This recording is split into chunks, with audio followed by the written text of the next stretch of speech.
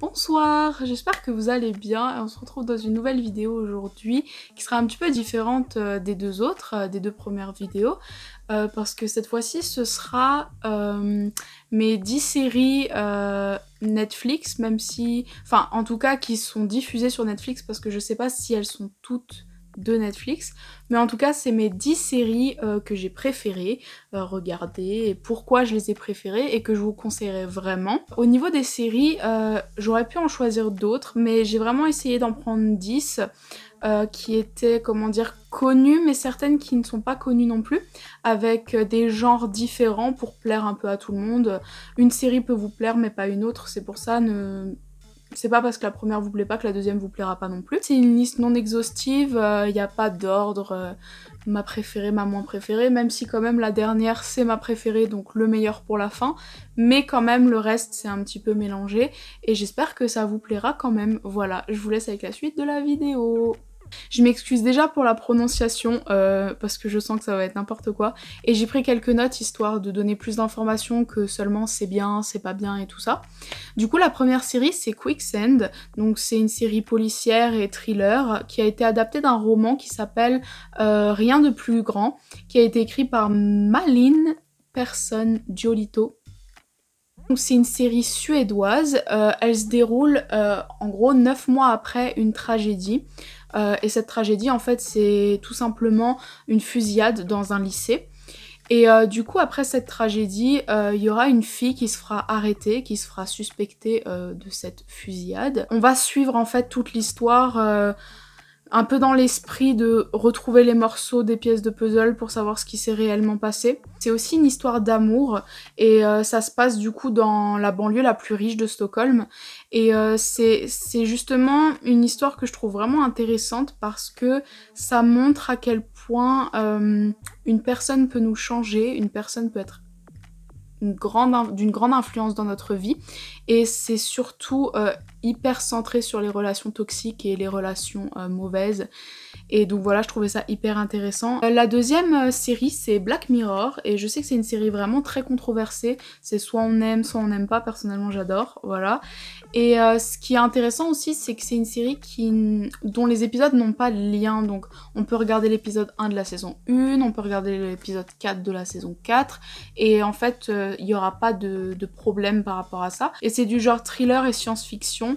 Et ce que j'adore avec cette série en fait c'est que ça montre vraiment un monde très dystopique, vraiment un monde dont on n'a pas envie d'avoir et qui est très centré surtout sur les écrans et notre dépendance à eux. Ça montre vraiment une technologie qui fait un peu peur, pour un futur dont on veut pas, mais par contre je trouve quand même qu'il y a quelque chose de très intéressant, c'est qu'on remarque que c'est pas si loin de notre présent. On se rend compte que ça pourrait vraiment très vite devenir réel. D'ailleurs, si vous avez vu les vidéos de Joyka, enfin moi je les regarde et il a fait des séries là-dessus pour montrer un petit peu les recherches qui se font en ce moment et à quel point en fait c'est vraiment ancré dans le présent. Et du coup je trouve que c'est vraiment une série qui reflète bien la réalité malgré le fait que ce soit très poussé et c'est pour ça que je la conseille vraiment. Pour venir dans quelque chose maintenant d'un peu plus léger, d'un peu plus comique, je vais vous parler de Brooklyn Nine-Nine. Ça doit être quand même assez connu. Alors moi je sais que c'est mon grand frère qui me l'avait fait connaître cette série et je la trouve vraiment super drôle. Du coup, bah oui, c'est comédie, crime et action. On suit des policiers qui sont vraiment bizarres en fait, ils sont complètement loufoques et c'est vraiment pas une série qui se prend au sérieux. Ils vont avoir un nouveau patron qui lui est vraiment très strict et par rapport au patron d'avant qui les laissait faire n'importe quoi. Et du coup, on va vraiment suivre des personnages, leur vie, mais en même temps leur travail. Et il y a surtout, ils ont tous des personnalités, mais on se demande s'il y a vraiment des gens qui sont comme ça. On revient sur une série un petit peu plus triste, voilà, je sais pas, je dois adorer ça. Donc celle-là c'est comédie et drame, du coup c'est vrai que c'est un mélange des deux genres, on pourra le voir. Du coup c'est Afterlife et il y aura même une saison 2 de cette série, donc voilà, si jamais. C'est vrai que c'est quand même sympa parce qu'elle est pas très très longue, enfin la saison 1 en tout cas n'est pas longue. C'est une série qui nous vient tout droit de la Grande-Bretagne et ça nous raconte l'histoire en fait d'un homme qui avait une vie totalement parfaite jusqu'à ce que sa femme décède. Et on va voir que cet homme, en fait, il est devenu totalement dépressif. Il a même pensé à vouloir se suicider. C'est très joyeux. Mais en tout cas, voilà. En fait, c'est surtout qu'il a décidé, en fait, de ne pas se suicider pour tout simplement vivre et emmerder le monde. Il a décidé de faire payer de sa tristesse au monde entier. Ça va être un homme vraiment très désagréable, détestable en fait avec tout le monde.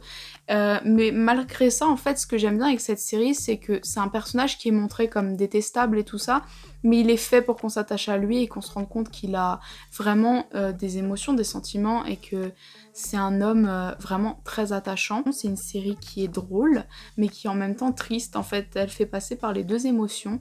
Mais en tout cas, c'est une série vraiment très touchante et je crois qu'il n'y a que 6 épisodes dans la saison 1 pour le moment. Donc je vous la conseille. Pour continuer, je vais vous parler d'une série italienne qui s'appelle Baby. Et du coup, cette série, elle s'inspire du scandale Baby Squillo, qui était la découverte d'un réseau de prostitution à Parioli en 2014. Du coup voilà, et c'est l'histoire de deux adolescentes qui vivent dans un quartier riche de Rome, donc Parioli justement, qui vont tout simplement mener une double vie. On les voit riches dans un beau quartier, mais en fait on se rendra compte très vite qu'il y a aussi la pression sociale, la pression des parents, le stress, etc. Et ça va les pousser en fait à traîner avec les mauvaises personnes, à passer du temps avec les mauvaises personnes tout simplement, et elles vont venir à être en lien avec des réseaux de prostitution. Je trouve que c'est une série aussi intéressante que Quicksand dans le sens où on voit vraiment à quel point les relations, ça peut avoir une influence énorme sur les gens et comme ça peut changer quelqu'un. Ensuite là on passe à des séries qui sont sûrement un petit peu plus connues, mais j'étais obligée de les mettre parce que je les ai trouvées vraiment superbes. Du coup c'est You, là pour continuer, donc c'est thriller et crime. Et c'est une série qui nous vient des États-Unis et elle est adaptée du roman Parfaite de Caroline Kepnes, je sais pas comment ça se prononce. En tout cas, c'est l'histoire d'un libraire qui va rencontrer une cliente qui va beaucoup lui plaire et il va devenir complètement obsédé par cette femme au point de vouloir connaître chaque détail de sa vie, ses amis, ce qu'elle fait. Vraiment quelqu'un de pas très bien mentalement. C'est une série un petit peu basée psychopathe, malade, je sais pas trop comment on peut dire ça. Mais en tout cas, c'est une très bonne série que je vous conseille. Encore une série qui est hyper connue mais que je peux que conseiller, c'est 13 Reasons Why. Voilà, je sais qu'elle est super connue, elle est adaptée du roman de Jay Asher. Pour ceux qui connaissent pas, ça parle de l'histoire d'une jeune fille qui s'est suicidée. Décidément, c'est très joyeux tout ce que je présente. Donc c'est une jeune fille qui s'est suicidée et qui laisse des cassettes, tout simplement. Et c'est son meilleur ami qui va avoir les cassettes en premier. Et sur ces cassettes, en fait, elles sont au nombre de 13. Et c'est les 13 raisons pour lesquelles elle s'est suicidée. Et ces raisons sont tout simplement des personnes. Mais c'est une série que je peux que conseiller parce que ça montre aussi un petit peu l'influence qu'on a sur les gens et à quel point une parole, un acte, on peut avoir l'impression que c'est rien, mais à quel point ça peut détruire et toucher quelqu'un et complètement lui détruire sa vie, comme pour cette jeune fille. Pour continuer, la fameuse série The 100, The 100, donc qui nous vient aussi des États-Unis bien évidemment, qui est aventure, drame et science-fiction. Donc là c'est vraiment un petit peu totalement différent de ce que je viens de présenter. Donc pour mettre un petit peu dans l'histoire, c'est une apocalypse nucléaire qui a été causée par l'homme lors d'une 3e guerre mondiale dans cette série. Il y a eu 318 survivants qui sont allés vivre sur une station spatiale et ils ont réussi à y vivre, à se reproduire jusqu'à atteindre un nombre de 4000 il me semble. Et après ça, ils pouvaient plus vivre dans le vaisseau dans lequel ils étaient parce que c'était devenu inhabitable, il y avait beaucoup de problèmes, etc. Donc ce qu'ils ont fait, c'est qu'ils ont décidé d'envoyer 100 adolescents sur Terre qui sont considérés comme des délinquants parce qu'ils ont fait soit des crimes, soit trahison. On a décidé de les envoyer eux sur Terre sans leur accord, bien évidemment, sinon c'est pas drôle. Et en fait on va suivre un peu cette histoire, ils vont découvrir un monde, la Terre, qui est totalement différent, qui n'a rien à voir avec ce qu'ils avaient l'habitude. Ensuite on est sur l'avant-dernière série qui est je pense très très connue, donc c'est American Horror Story. Donc là on est sur du drame, horreur, fantastique, avec des saisons qui sont complètement indépendantes. Donc la saison 1 vous pouvez la regarder et ensuite vous pouvez regarder la saison 3, il n'y aura pas de problème. Il y a des saisons qui peuvent être plutôt dans le thème fantastique comme Coven, dans laquelle il y a plutôt un thème de sorcière, etc. Mais il y en a aussi d'autres qui sont plus basées sur l'horreur, comme la saison 1 par exemple. Et en fait, chaque saison sera un peu dans un domaine différent, mais toujours dans le même thème. Il y aura toujours ce côté un petit peu glauque, malsain, horreur. En tout cas, c'est quand même une série que je conseille pour ceux qui aiment bien tout ce qui est un peu horreur, malsain, tout ça. Enfin, c'est pas vraiment horreur comme un film d'horreur, vous êtes pas là à oh, j'ai peur, mais c'est quand même une série qui est vraiment bien faite, je trouve, et qui est vraiment très intéressante. Mais des fois, je me demande quand même, le réalisateur et ceux qui ont écrit l'histoire, s'ils vont bien, hein, parce que... Et ensuite, on finit sur la dernière série, voilà, ma préférée, comme je l'ai dit dans ma dernière vidéo, que vous pouvez aller voir si vous voulez mieux me connaître. Du coup, la dernière série, c'est Bates Motel. Du coup, c'est drame, thriller, policier, et c'est une série qui nous vient aussi des États-Unis. Et l'histoire, pour vous mettre un peu dans le contexte, c'est un fils qui s'appelle donc Norman et sa mère qui s'appelle Norma, qui vont tout simplement décider de rejoindre l'Oregon après la mort du père de Norman, donc du mari de Norma. Et ils vont décider de racheter un motel, et à côté de ça, ils ont leur maison. Et en fait, on va très vite voir qu'il y a une relation un petit peu malsaine entre la mère et le fils. Et on n'arrive pas à savoir vraiment qui est bizarre. Est-ce que c'est la mère? Est-ce que c'est le fils? Est-ce que c'est les deux? Et au cours de cette série, il y aura beaucoup d'événements tragiques et des personnages qui vont arriver. Et personnellement, c'est une série qui m'a fait passer par toutes les émotions.